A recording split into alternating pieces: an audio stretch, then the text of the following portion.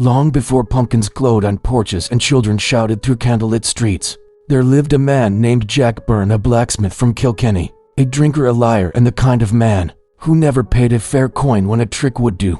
They called him Stingy Jack because he could cheat anyone, even the parish priest. But what most folk forgot, or pretended to, was that Jack had once cheated a demon, and not just any devil from a sermoness mouth, but a true lord of the infernal order, Barbatos, the eighth spirit of Solomon's 72, keeper of secrets buried beneath the earth and winged hunter of the forest that borders hell. Jack never meant to summon him, at least, that's what the old songs claim. It began on an October night thick with mist, when the moon was red as rust and the air smelt of iron. Jack had wandered drunk and lost, clutching a stolen silver coin. He came upon a stone crossroads, marked by a wooden cross half swallowed by moss.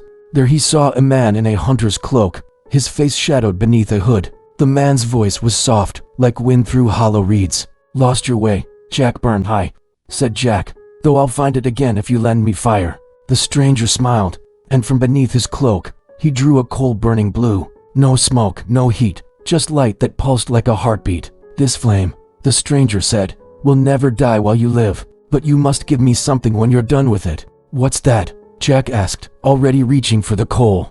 "Your soul. Small thing, worn thing. I'll keep it polished," Jack laughed. "And if I never die," the stranger's teeth glimmered, "then you'll keep the light forever." And so, the bargain was struck. Jack took the coal, cupping it in his palm. The moment it touched his skin, he saw the stranger's face, not human at all, but his stag's skull, crowned in antlers, eyes burning like lanterns.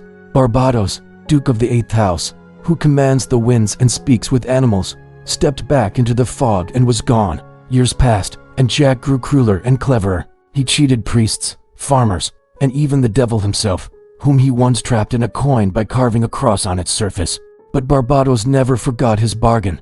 Each All Hallows Eve, as the veil between worlds thinned, the wind through the crossroads would whisper his name. "Jack, my light bearer, my liar." Jack grew old, his heart heavy as iron, but he never died.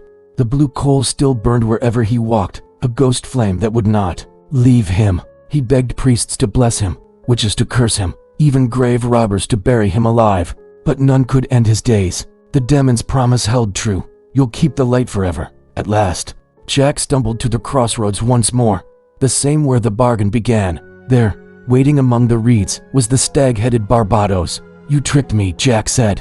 "You promised me warmth, not damnation." "You tricked yourself," said Barbatos. "You wished to live forever, and I granted it. But light without rest is no blessing."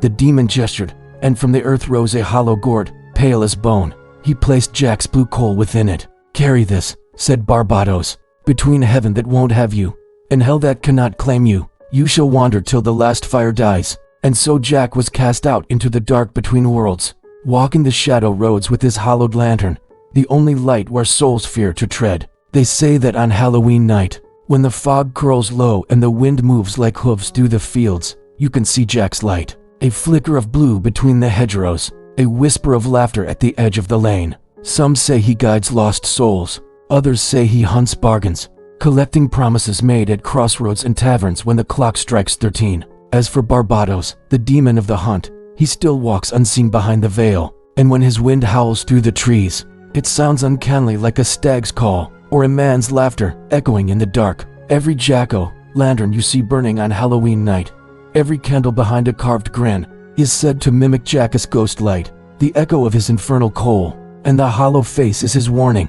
Beware what light you bargain for, because somewhere between the stars and the soil, a hunter still waits at the crossroads, listening for liars and offering fire.